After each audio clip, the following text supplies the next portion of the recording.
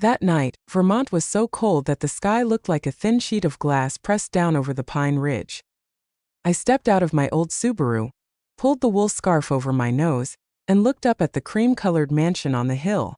The yellow lights spilled across the snow like frozen streams of honey. 6 months without seeing my daughter, I had memorized every detail of Ely's face only through old photographs: the natural curl of her eyelashes, the faint dimple that appeared when she smiled. I had imagined that tonight I would just ring the bell, hug my daughter tightly, hurriedly hand her the small box containing the wool gift I had knitted during breaks between 2 night shifts, and say, "Happy birthday." I was a night shift nurse at the town hospital, a job that teaches you to listen to breathing, to notice the smallest changes of the body, and to stay calm while everything else is falling apart. But as I stood before the iron gate, I sensed something unusual. Snow covered the path completely. No shovel marks, no footprints leading in or out of the back door. A warm home never lets snow block its back entrance. From the living room, music floated out like smoke. "The Day You Went Away," the song my daughter used to hum softly while standing on the kitchen chair mixing batter. The clinking of glasses echoed, laughter deep and warm. I went around to the side. Through the large glass window, I saw the glittering red of wine glasses, golden roasted turkey, bowls of pomegranate and blood orange salad, everything beautiful enough to belong on a magazine cover. And in the middle of the soft fur sofas, I saw Maker, Contra's father, leaning on his cane talking animatedly. Beside him sat his wife and a young woman I recognized immediately, Venue, Contra's secretary, her hair clip catching the light beneath the chandelier. They raised their glasses, laughing, as if the winter outside was nothing more than a luxurious story to tell while waiting for dessert. Ely was not there. I quickened my pace, my boots sinking into the thick snow, leaving behind a straight, clear path. The back door was slightly open. A wave of warmth mixed with the scent of melting butter, vanilla, and a faint salt of sweat hit my face like a memory. The kitchen was large, bright white, every metal surface gleaming under the ceiling lights. Ely was bent over the table, kneading a heavy mass of dough, her wrists moving rhythmically. Fine flour dust clung to her hair like snow. The oven glowed red. The timer ticked coldly second by second. I stood at the doorway, suddenly unsure whether I should call her name or remain silent, fearing my voice would shatter something already stretched to its limit. "Ely," I whispered. She startled. Her face lifted. A moment of light, like when one accidentally opens a window to dawn. Then it went out quickly like a candle snuffed by wind. "Mom!" She looked toward the living room, then down at the dough, whispering, "Mom, please, let me finish first." "Finish what?" I stepped inside, feeling the endurance from countless night shifts settle into my stance. "It's your birthday today." Before she could answer, the door to the living room opened.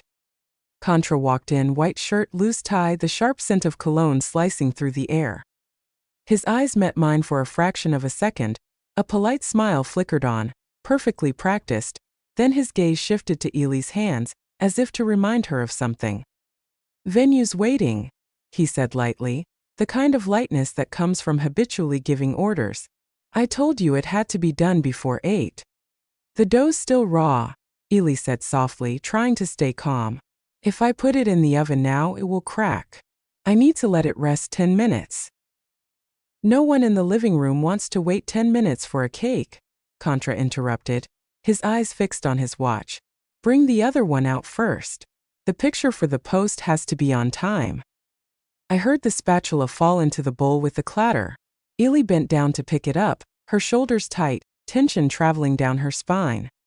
Contra stepped closer, only 2 paces away, his hand touching her elbow, not forcefully but firmly, drawing an invisible border around her body, as if to say this space no longer belonged to her. Ely's shoulders twitched instinctively. I noticed a faint mark on her wrist, unclear whether from the table edge or from someone's grip. As a nurse, I could read the language of those marks. I didn't need many to understand. I stepped between them, speaking evenly. "She's the one who's going to blow the candles tonight. Anyone can cut the cake 5 minutes later." Contra tilted his head toward me and gave a thin smile. "Mimosa, you came without telling us. You know how important this dinner is. Ely, do as I said. Ely held her breath, one hand clutching her apron to hide the trembling. I'll try to hurry. No, I looked straight at Contra. She'll do it properly. I kept my heartbeat steady, a habit I had learned after holding too many hands that were slipping away. From the living room, Vinyu's laughter rang out. Contra, I'm starting the live stream. The whole room erupted again. The sound touched Ely like a countdown. Contra turned to her, voice low. You heard that?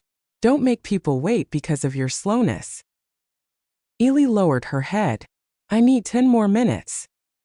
Silence. It was the kind of silence before a hospital monitor beeps again. Contra set his hand on the table, his fingers tapping rhythmically. His eyes traced Ely's face, pausing on her lips, pale from being bitten. Fine, he said, but the word wasn't concession, it was pressure.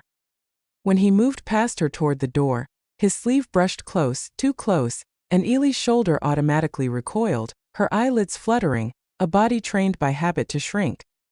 Before the door closed, Contra leaned slightly, his voice low enough for only her to hear. If it's not perfect, don't expect to sit at the table. The door shut. Ely stood still for a moment, then exhaled. A thin sound. I walked up to her and handed her a tissue. Do your part, I said softly. I'll handle the rest. Mom, don't. She shook her head, fear flashing in her eyes. They'll. No one has the right to take away your birthday. I looked around and saw a second cake mold waiting on the counter. I pulled it closer, tore off the parchment paper, and with a decision that couldn't be undone, I flipped the mold, letting the dough fall straight into the sink. The sound wasn't loud, but it sliced the air in two. Ely jerked up. Mom! She looked at me like someone watching a machine that had been running nonstop suddenly unplugged.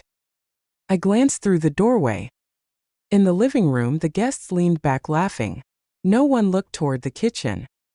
Indifference has its own language. It makes you think you're imagining everything.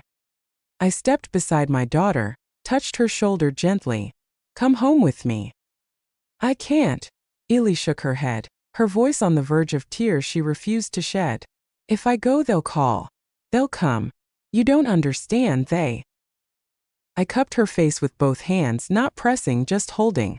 I understand enough to see you, I said slowly, the way I would talk to a patient afraid of surgery. You have the right to leave the kitchen on your own birthday. You have the right not to be touched without your consent. You have the right to walk beside me out of this house. The door opened again. Contra returned with Maker and 2 relatives. Venue stayed in the living room. Her heels clicked beyond the doorway. Warm air and the smell of wine followed them into the kitchen. Contra stopped at the counter, staring at the empty mold, his mouth twitching like a broken stitch. What is this? Bad dough, I replied calmly. I threw it away. Maker struck his cane on the tile floor with a dull thud, looking at Ely over my shoulder, his voice weary as if judging a rickety chair. A daughter-in-law who can't handle housework should learn endurance instead of causing trouble. Ely shrank behind me by instinct. Contra stepped closer, just half a step.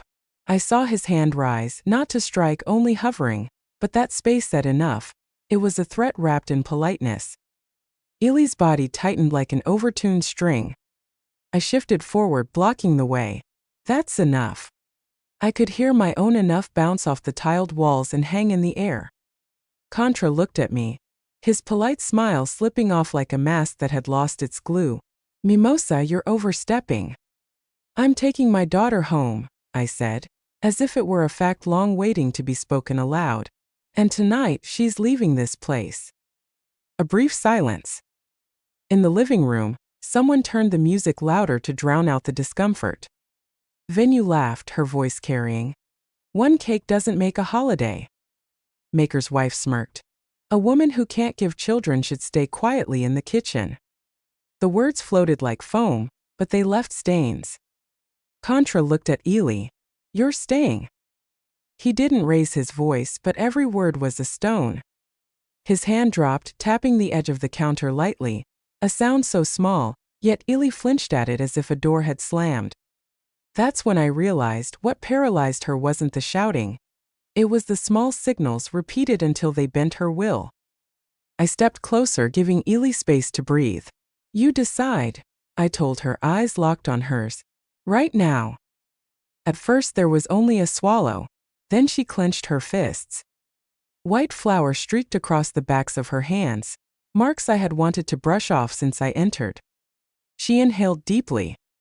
I recognized that look. I had seen it countless times in patients before surgery. The eyes of someone exhausted, but determined to stay awake because they know closing them now isn't rest yet. I'm leaving, Ely said. Contra laughed once, short, disbelieving. Are you joking? I'm leaving, she repeated, louder this time, steady. She untied her apron, folded it carefully, and placed it on the table with the precision of someone untying a rope around her neck. Her breathing was louder than the music. I turned, opened the back door. Cold air rushed in like water. I pulled my scarf higher, took Ely's hand with my right, held the door with my left, my eyes never leaving Contra's. He stepped forward, close enough for me to see uncertainty flicker in his gaze. I shook my head simply. Nurses know how to hold with their eyes when needed. Maker snorted. You'll regret this, he said, as if issuing a decree. We walked out. The porch was slick with ice. Each step left a deep imprint. The wind slapped our faces, tangled Ely's hair beneath her wool hat. Behind us the door shut firm, final. No one followed. We walked down the slope, past the line of pines. I didn't look back, not out of pride but because some scenes only make you smaller if you keep watching them too long. My car was still warm from the heated blanket I'd left on. I opened the passenger door. Ely slid in, curling up like a wet cat. I turned on the defroster. The fog on the windshield faded. As the car rolled down the hill, I saw the house shrink in the mirror, its chandelier still blazing like an artificial sun. That light wasn't ours. We didn't speak until the road joined the highway toward town. Rows of wooden houses lined the street, chimney smoke thin as pencil marks. I drove with the steady reflex of someone who has ferried patience through snowstorms, both hands firm, eyes focused just beyond the next brake light. Ely clutched her seatbelt, her knuckles white, then slowly pink again as warmth returned. Finally, she said, "They'll call." "Turn the phone off," I replied. "You're resting tonight." A small sound escaped her, half a sob, half a laugh. I thought I'd never dare. "Everyone thinks that," I said, turning up the radio just enough to leave a thread of sound between us. "Tomorrow we'll go to the hospital, then to the sheriff's office. You won't have to speak alone. And if we need a lawyer, I know someone in Montpelier." Ely turned to the window. The snow reflected the streetlights, turning night into a strange kind of light, belonging to neither day nor darkness. Her breath fogged the glass and she drew a small circle on it like a child.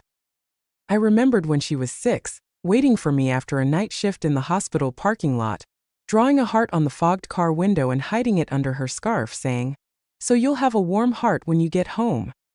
I pressed my lips together and tightened my grip on the wheel, because some memories make you crave sleep just to escape them. My apartment was at the end of a 2-story row, facing a frozen creek. I parked, cut the engine, sat a few seconds until my pulse slowed. "Let's go up," I said. Ely nodded, tears spilling without her noticing.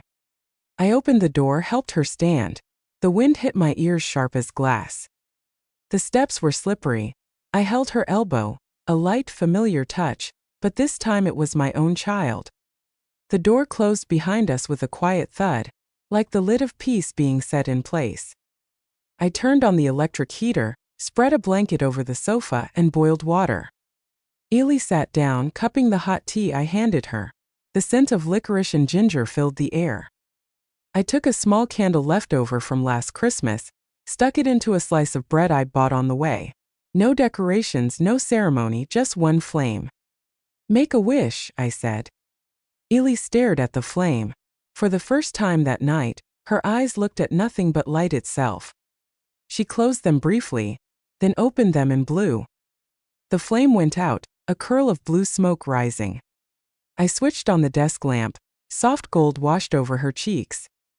For a moment, she looked like the 17-year-old girl standing outside her school, spotting me after a night shift, calling Mom, as if it were a secret. "I'll have to be strong," she said quietly. "You don't have to be strong yet," I said. "Just don't go back to the place that makes you small. Strength will come later." Her phone buzzed. Contra, then venue, then home. Names flashing across the screen like stones skipping on a lake. Ely turned it face down, switched it off, her hand trembling. I pulled the blanket up to her shoulders.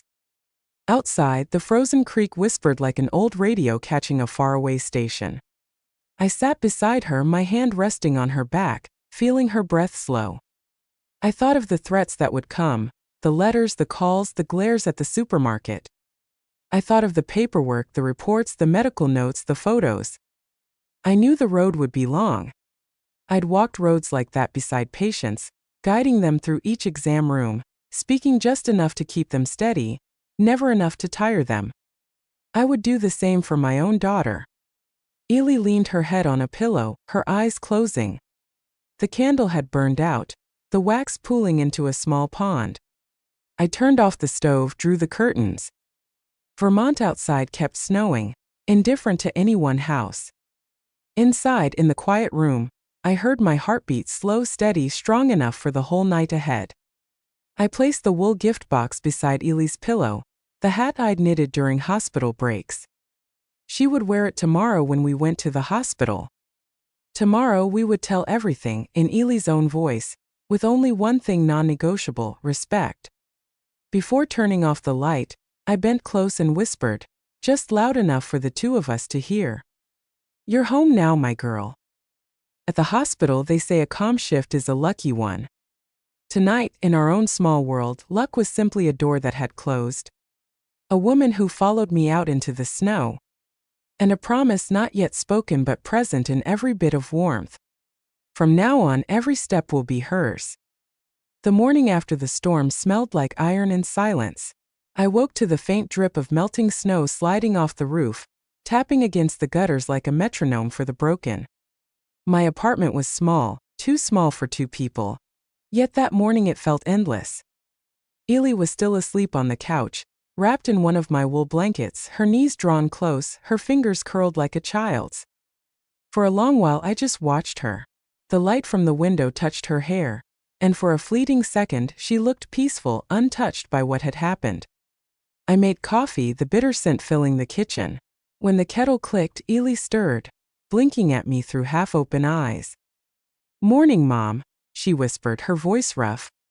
I handed her a cup of warm milk instead. She held it between both palms, staring into the steam as though it could tell her the future. "Did you sleep?" I asked softly. She nodded, then shook her head. I kept dreaming that everyone was staring at me. No one said anything, but I knew they were laughing. I didn't answer. Some nightmares don't need words. They only need someone to stand beside them until they fade. I helped her dress. Her right shoulder was tender, the bruises faintly purple under her sweater. She flinched when I brushed them but said nothing. "I'm taking you to St. James Hospital," I told her. "After that, we'll go to the sheriff's office. Step by step, sweetheart. Just step by step." The drive through Montpelier was quiet. Snow blanketed the rooftops like untouched frosting. Smoke curled lazily from chimneys. Vermont after a storm always looked deceivingly gentle, as if the world were apologizing for its cruelty. Ely watched the frozen river outside, her breath fogging the window. She looked small, fragile, like she might dissolve if I blinked too long. At St. James, Dr. Linda Carter, an old colleague of mine from my years in nursing, greeted us with a kind but measured look. We didn't need to explain much. When Ely removed her coat, the silence spoke for us. There were faint bruises on her arm, a scratch near her collarbone, and older marks around her wrist, healed, but still visible under the skin like old whispers that refused to die. Linda took notes without looking away. "Ely," she said gently, "I'll have to document everything, but you can stop whenever you need to." Ely's voice trembled. It started small. He grabbed my arm when I forgot something. Then when I couldn't finish dinner fast enough, or if I said the wrong thing, she swallowed hard.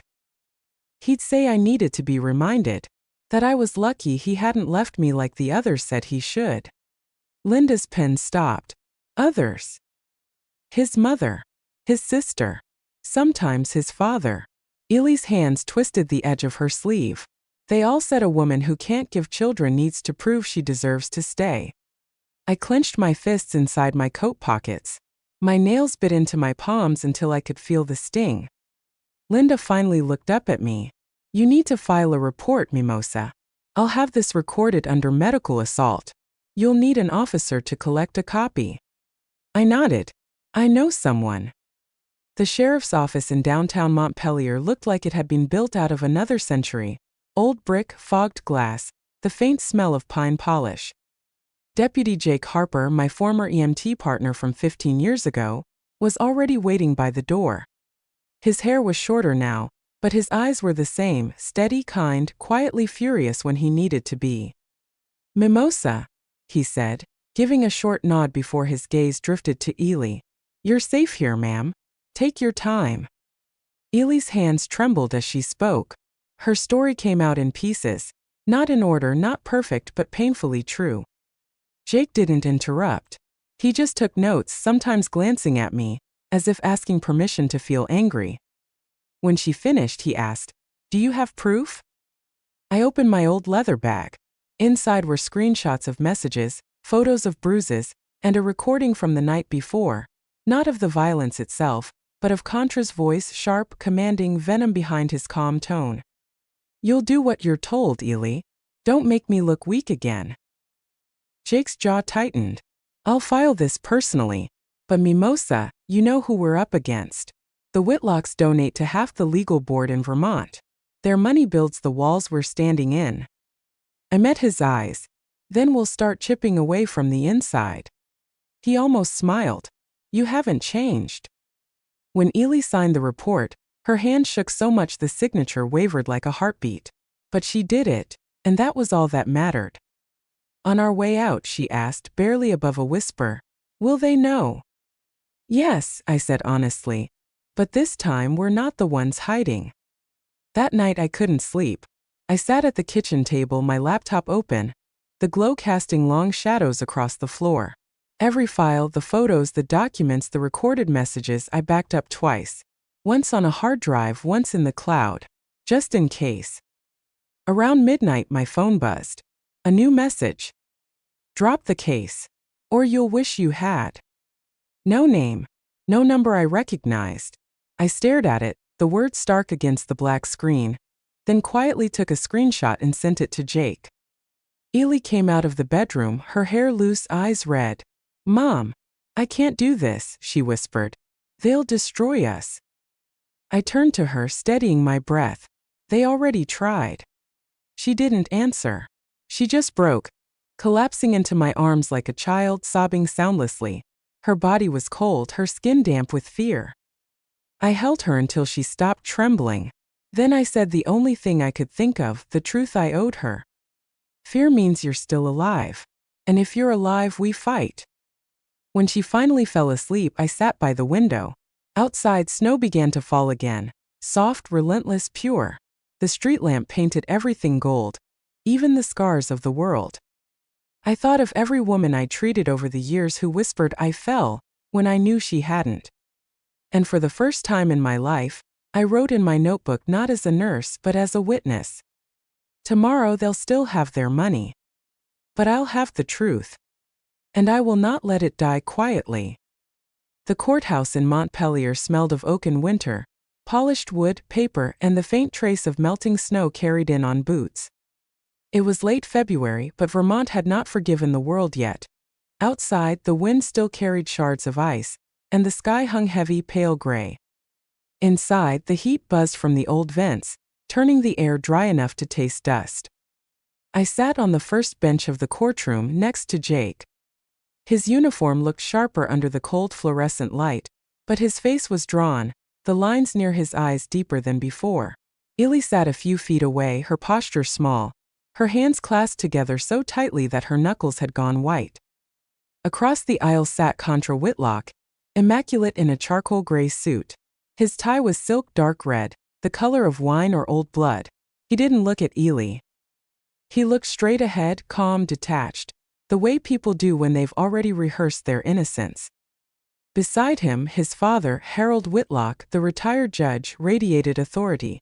And next to Harold, Evelyn, the mother, adjusted her pearl necklace, lips curved in the kind of smile that said, "We've already won." The bailiff called the room to order. "All rise." We stood. The judge entered, Judge Wilkins, a man in his late 60s with a heavy voice and eyes that never quite met yours. He was a friend of Harold's.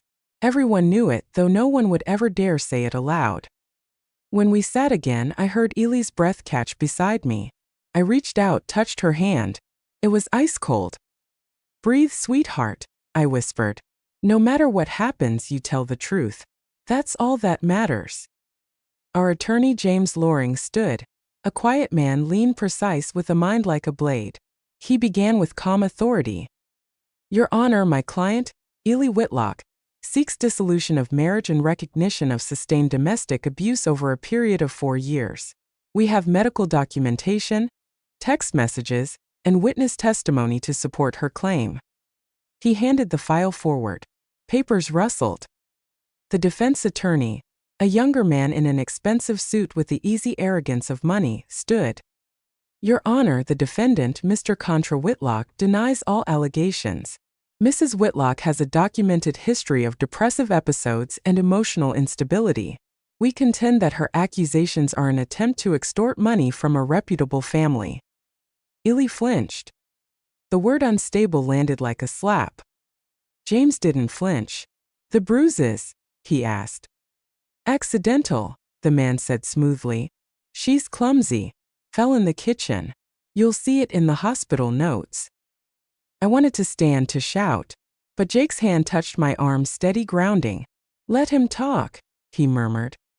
When Ely was called to the stand, she walked as if the floor might collapse under her. Her hands shook when she raised them to take the oath. "I do," she said, barely audible. James guided her gently.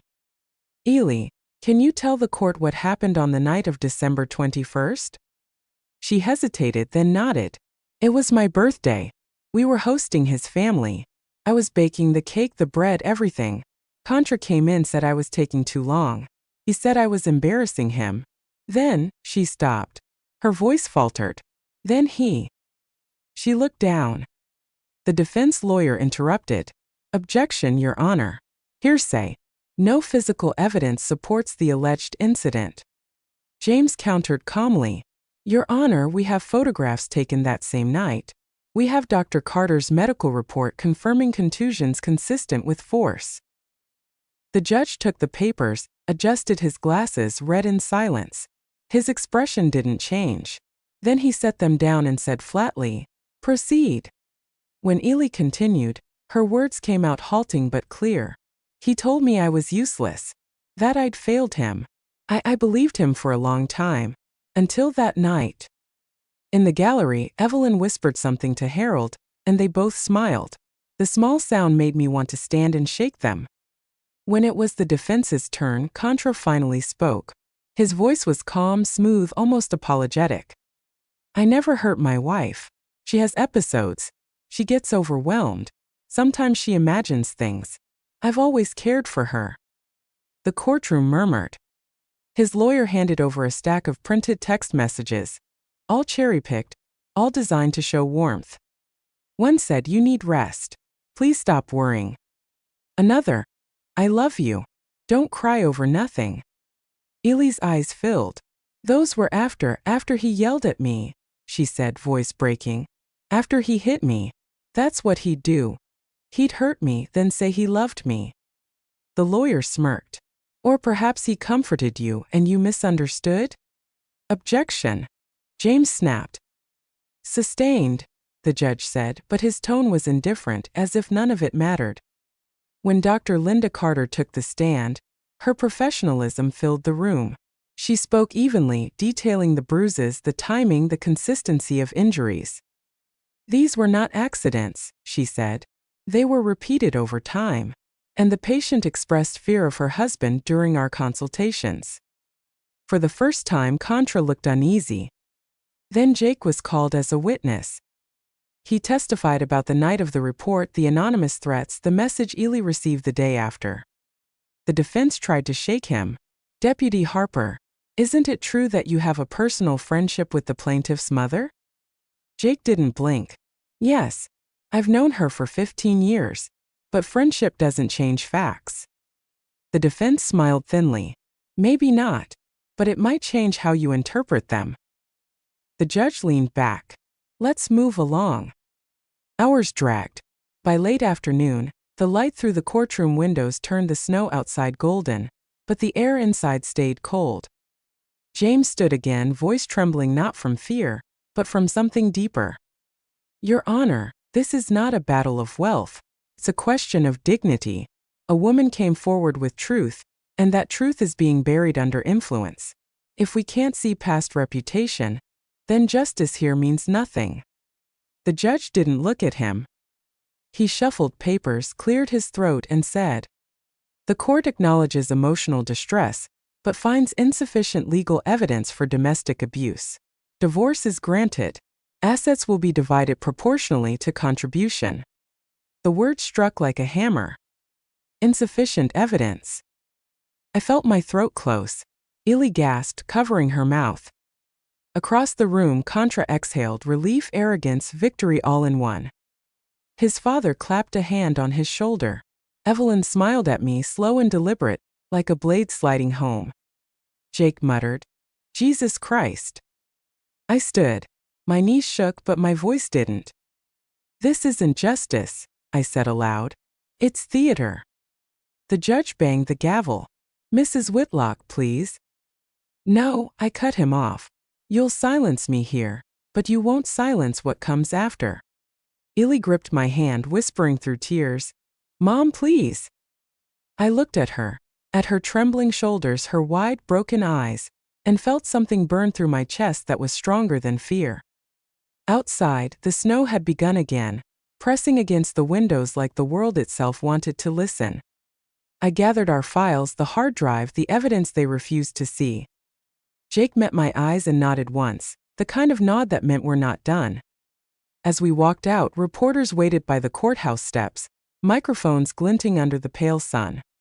Someone shouted, "Mrs. Whitlock, do you believe the verdict was fair?" I stopped on the top step, Ely beside me, her hand clutching my sleeve.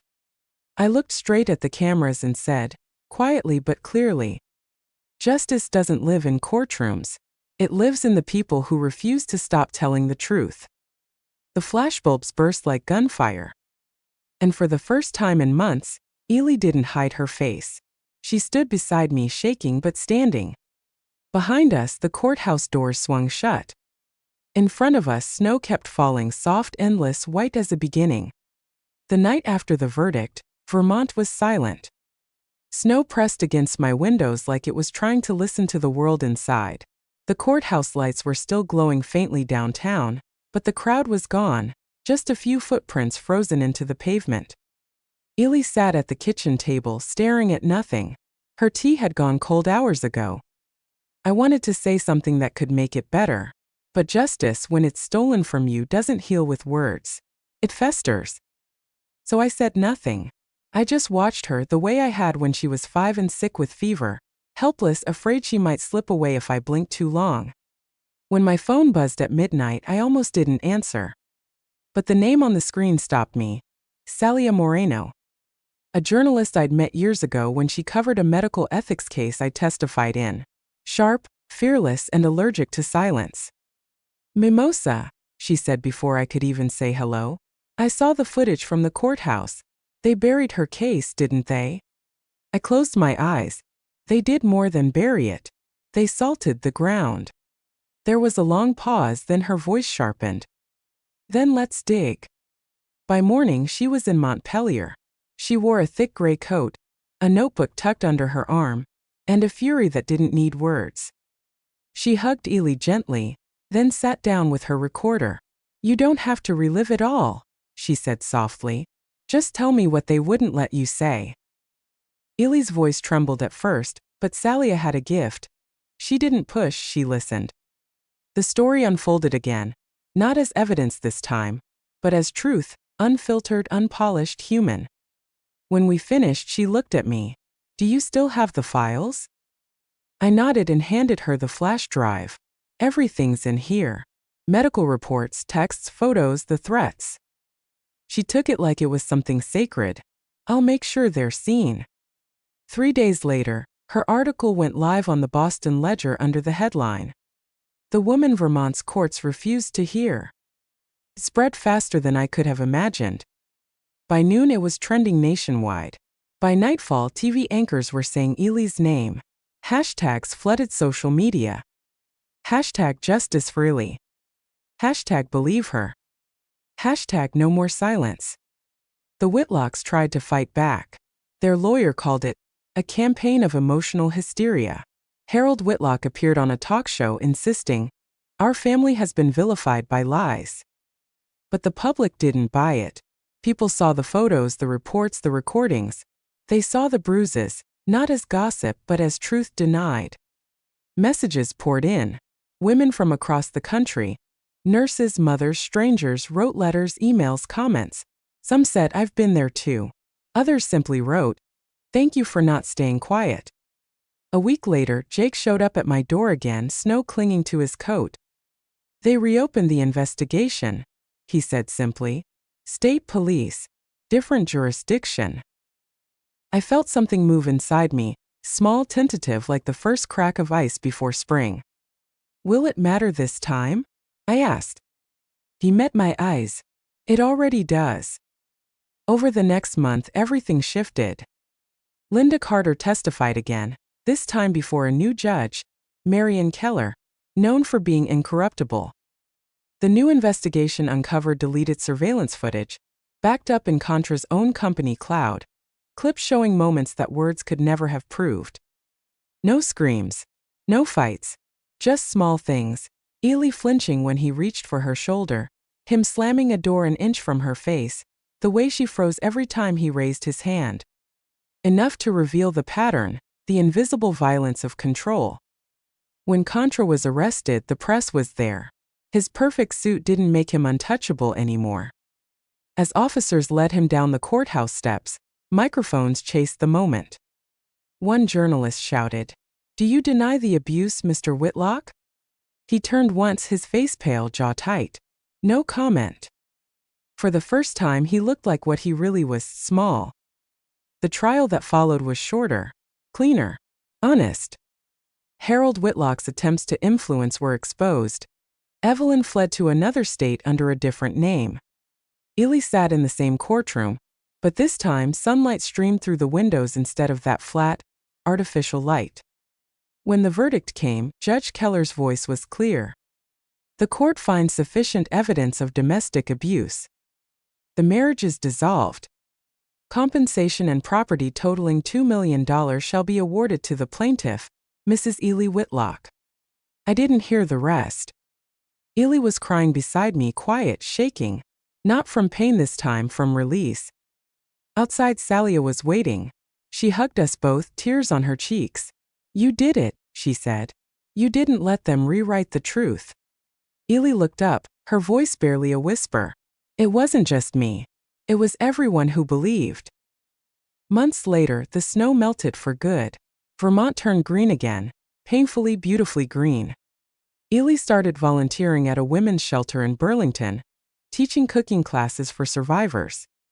Sometimes she'd call out from the kitchen, "Mom, try this new recipe," and laugh like she used to when she was 16.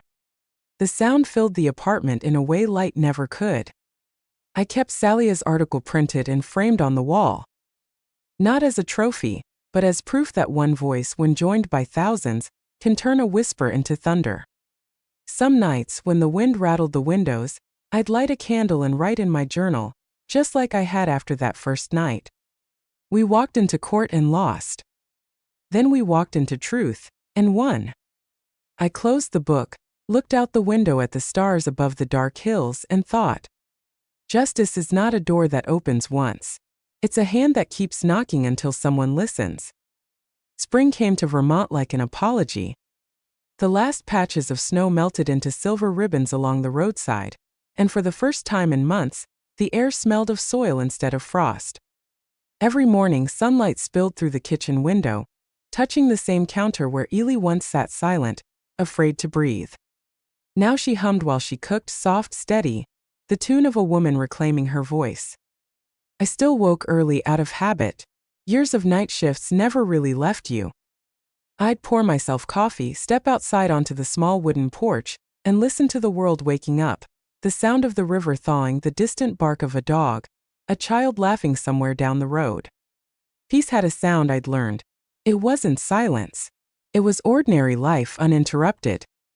Ely came out one morning barefoot, a mug in her hand. "I can't believe it's been 6 months," she said. Her hair had grown longer. The faint lines around her eyes, once born from sleepless nights, had softened into something graceful. She looked older, yes, but lighter too.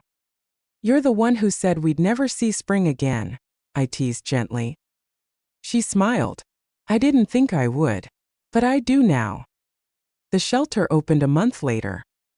We called it Havenlight, a place where no one knocks in fear, as Ely wrote on the brochure. It wasn't much. A 2-story house on the edge of town, freshly painted white, windows trimmed with pale blue. We filled it with second-hand furniture, warm blankets, and shelves of donated books. The walls still smelled of paint and hope. The first woman who came was named Marta, holding her daughter by the hand. She didn't speak much English, but she understood Ely's eyes, the way survivors recognize each other without words. Ely sat with her at the table for hours, helping her fill out papers, calling legal aid, making her tea. I watched from the doorway, a quiet ache blooming in my chest. Not sadness, something deeper, almost holy, the sight of pain transforming into purpose. Salia visited often, usually on weekends.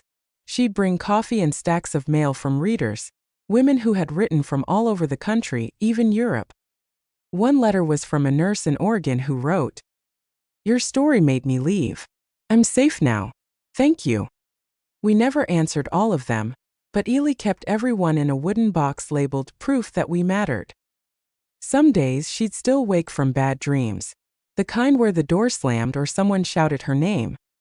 When that happened, she'd come to my room, sit at the foot of my bed and whisper, "It's over, right?" And I'd always answer, "Yes, honey, it's over." But we both knew not really over, just different. The ghosts didn't disappear. They learned to sleep too. Jake dropped by on occasion out of uniform, always with that same calm smile. He helped us install security cameras, rewired the old smoke alarms, fixed the creaky gate. Before leaving one evening, he leaned on the porch rail and said, "You know, Mimosa, I've seen hundreds of cases. Most end ugly. This one ended right." I laughed softly. Took a few detours to get there. He nodded. "Still, you built something from the wreckage. That's rare." That night after he left, I sat by the window with my journal again, the same one I'd started months ago when all this began. The pages were full now. Fear, anger, fragments of hope, court notes, medical dates, names. But tonight I turned to a blank page and wrote only one sentence. Some storms don't destroy. They uncover what was buried. Summer came slow and generous. The garden behind Havenlight bloomed with sunflowers. Ely planted them with Marta's little girl, their laughter spilling into the air like music. Every new flower felt like a witness, a small yellow proof that the world could begin again. One evening when the sky turned violet, Ely called me outside. "Look," she said. Dozens of candles glowed along the porch, one for every woman who had walked through our doors. Names were carved on tiny wooden tags, fluttering in the breeze. Clara, Anne, Rosa, Marta, Ely. I stood beside her, the candlelight dancing on her face. "Do you ever wish it hadn't happened?" I asked quietly. She thought for a long time. Then she said, "I wish it hadn't hurt, but I don't wish it away, because it led us here." I reached for her hand. It was warm, alive, steady. For a moment, the world around us felt impossibly still, as if Vermont itself was holding its breath, watching us reclaim what it once took. As the last light faded behind the mountains, I whispered the words that had carried us all this way. We walked through fire and built a home from the ashes. The candles flickered, the stars blinked awake, and somewhere beyond the dark, a new day was already waiting.